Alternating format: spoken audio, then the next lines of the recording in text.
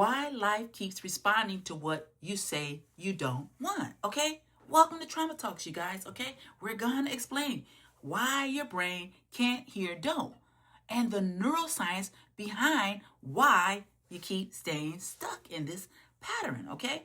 All right,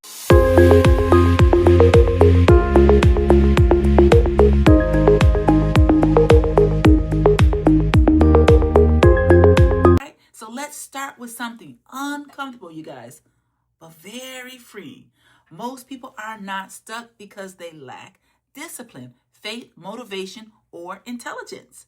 They're stuck because their nervous system is organized around what they're afraid of, not what they desire. Okay? So let me explain. You hear this all the time, you guys. Okay? I don't want burnout again. I don't want another toxic relationship. I don't want to feel this way anymore. Okay? That's what most people are saying. And yet life keeps replaying the same themes of the things that they don't want. This isn't because life is cruel, you guys. It's because your brain is doing exactly what it was designed to do. Yes, okay? So we're going to get into the neuroscience behind why the brain does this, okay? All right, the neuroscience explanation, you guys. So here's the truth. Most people never learn, okay? Write this down. The survival brain, the amygdala, the limbic system, and the brainstem does not process language the way your conscious mind does. It does not understand negation. There is no neurological mechanism for don't in the threat detect system, you guys, okay? Your brain does not hear, okay? It does not hear when you say, I don't want burnout. No, that's not what it hears. What it actually hears is burnout. That's it, burnout. And it brings you what you're telling it to bring you. And once the brain detects the perceived threat, it does three things automatically. It scans for the very thing you don't want. It prepares for it, and it organizes behavior around the things that you don't want. This is why fear-based focus keeps repeating itself, okay? Your reticular activating system, the RAS, the brain's filtering mechanism, then starts scanning the environment for confirmation of what matters most to you neurologically. So burnout matters most to you, okay? Not spiritually, not consciously, but neurologically. Your nervous system doesn't ask, is this what you want? Guess what it asks? Is this what we need to watch out for to survive? Yes, that's what your neurobiological system is doing. And whatever you repeatedly rehearse mentally, in your mind, emotionally, verbally, becomes the answer, okay? So let's get into the self-empathy, okay? All right.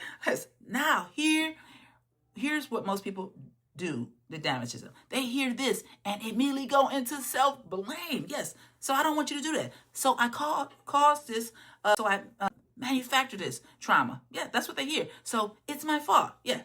No.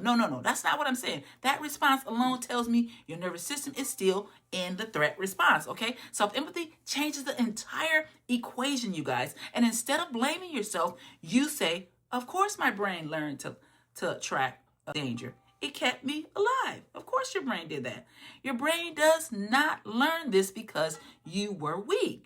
It learned this because you were adaptive, you guys, okay? Self-empathy tells the nervous system, yes, you're not in trouble. You were just learning, okay? And learning only happens in safety, okay? So we're going to get further into this, you guys. All right, the faith-based a part of this, you guys. Scripture aligns with neuroscience, okay, more than people actually realize. As a man thinks in his heart, so is he. You remember that scripture in Proverbs 23:7? Yes. Notice what it doesn't say. It doesn't say as a man hopes, as a man wishes, as a man avoids. No, that's not what it says.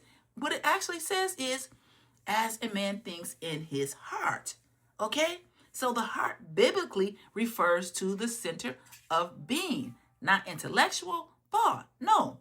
Okay? So let's get further into this. That nervous system language, you guys. Okay? God designed your brain to move towards what it's organized around internally. Yes, that's what God designed your brain to do. Okay? So let's close this out. If you want a different life, you don't start by forcing positivity. Okay, you start by gently asking, and that's what self-empathy teaches you to do.